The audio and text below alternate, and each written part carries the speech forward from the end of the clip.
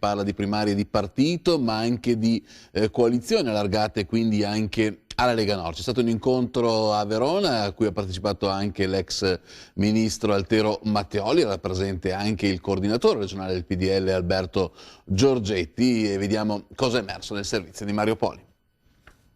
3 giorni fa Berlusconi ha annunciato di ritirarsi dalla corsa per la presidenza del Consiglio, poi oggi ha cambiato idea dicendo di restare dopo la sentenza di condanna a 4 anni per i diritti Mediaset. Intanto il PDL veronese si è radunato per discutere sullo stato di salute del partito, affrontare ovviamente l'attualità politica in vista delle primarie, discutendo delle prospettive anche per le elezioni della prossima primavera. Temi cruciali con un interlocutore d'eccezione, l'ex ministro Matteoli. Ma mi pare che una decisione importante è stata presa, quella di dar vita alle primarie, e proprio oggi, la riunione di oggi, incontrando gli amici, cerco anche di capire cosa si aspetta, no, da questa candidatura sicuramente certa di Alfano alle primarie.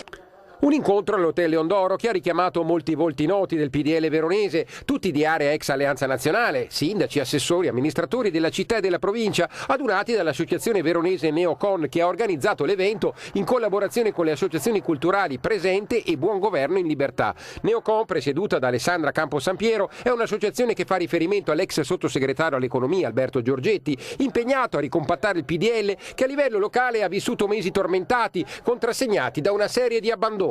Sì, ricompattarle, ragionare insieme con la nostra base, i nostri sindaci, i nostri amministratori, una riflessione con Matteoli oggi per definire il futuro del centrodestra, insomma dove si vuole andare, come organizzare la nostra attività nei prossimi mesi, qual è la prospettiva di lavoro che ci attende.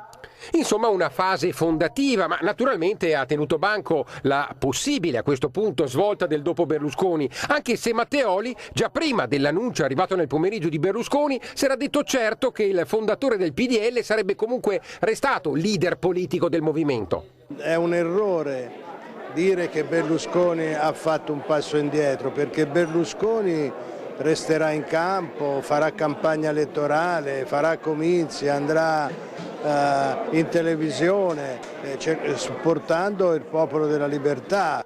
E sulle primarie regole precise e ben definite, è stato detto, per limitare il numero di candidati in corsa all'appuntamento del 16 dicembre. Primavera nevicata dell'autunno sulle montagne.